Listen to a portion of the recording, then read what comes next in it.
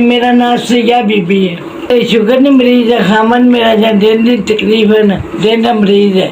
छोटी जी ने दुकान बनाई है पनावे ने फिर दे सौदा उधार पुधार तो वो बेचने आपे नकीरा नकीरा शुगर ही चंगी बनी 2 साल पिंड मंजीत पई ते बच्चे जेने नवी घर गरीबी का बच्चे 2 ने बच्चे 3 ने ते घर गरीब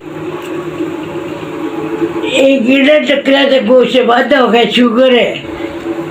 रब सुन जाने राम नहीं होता पे शुगर की दवाई खा रहे हैं। आसमान पे आ जाता है नाच हो जाता है। सामान पे आ जाता है नाच बेहतर हो जाता है। ये दुकान के सामान को टिकी था भी ते है बड़े मजबूरन थोड़ा पता है।